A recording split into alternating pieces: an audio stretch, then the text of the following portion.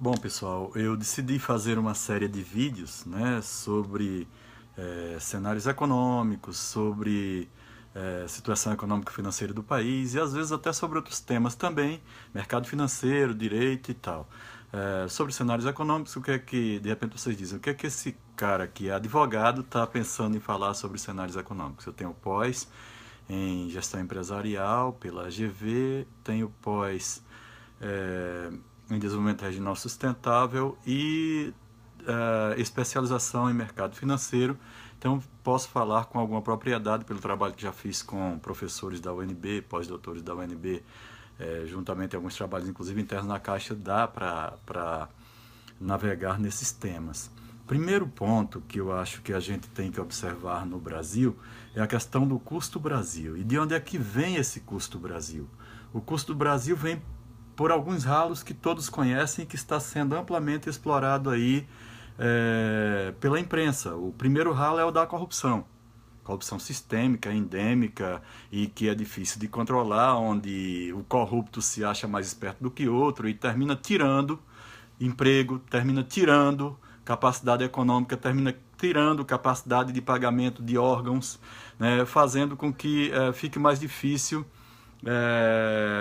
que a economia pegue no tranco e que cresça resolvendo esses problemas. Segundo ponto é a questão da insegurança jurídica.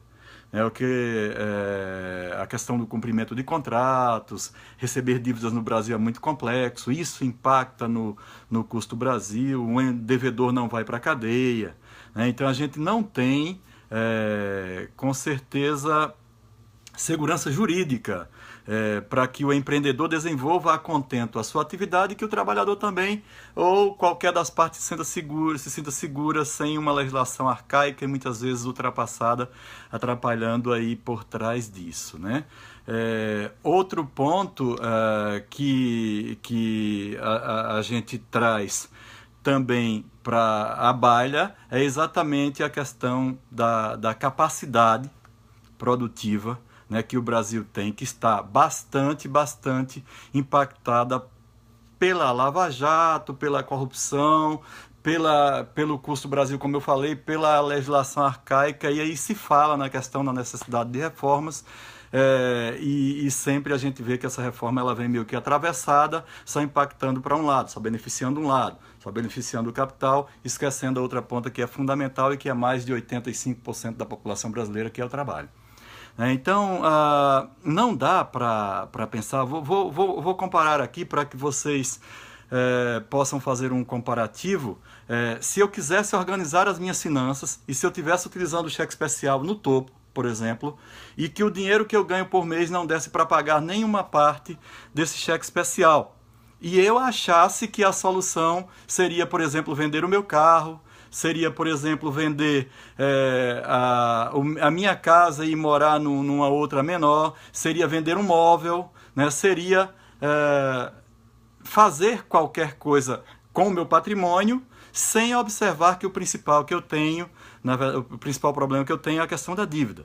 Então, enquanto eu não pagar a dívida do cheque especial com os juros altos que a gente tem aí, né, eu não vou conseguir equalizar a minha situação financeira, a minha situação econômico-financeira, vendendo o meu patrimônio. Mal comparando, a PEC do teto vem para isso, né? Eu vou cuidar de reduzir custos, eu vou cuidar de trabalhar em aspectos que eu não consigo fazer sem prejudicar a qualidade, né, a qualidade de vida, né? E aí eu estou expando isso para o país, né? Pensando que resolvo dessa forma, quando na verdade o principal ponto que a gente tem aí a observar é a questão da dívida, né? Então, se eu não equalizar essa situação da dívida, eu não vou resolver de forma nenhuma o meu problema. Primeiro ponto, né? Segundo ponto, não se resolve a corrupção da forma que a gente está vendo aí. Mesmo que a imprensa tente dar a sua contribuição para uma determinada área, uma determinada parte, a gente vê grandes nomes, por exemplo, na economia potiguar, né, vê grandes empresários puxando a sardinha para o seu lado, e não é bem isso, né? A gente precisa realmente que se olhe com seriedade, que veja que o problema não é somente gerado por uma parte, né? E que essas pessoas vejam que o país precisa que todos estejam juntos, né?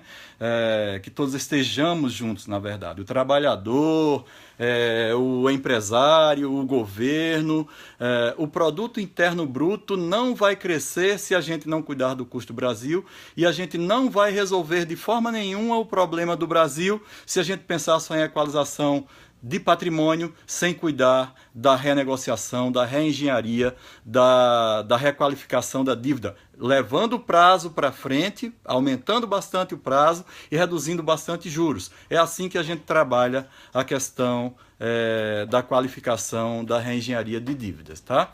Então, esse é o primeiro ponto. Segundo, desvinculação de receitas da União.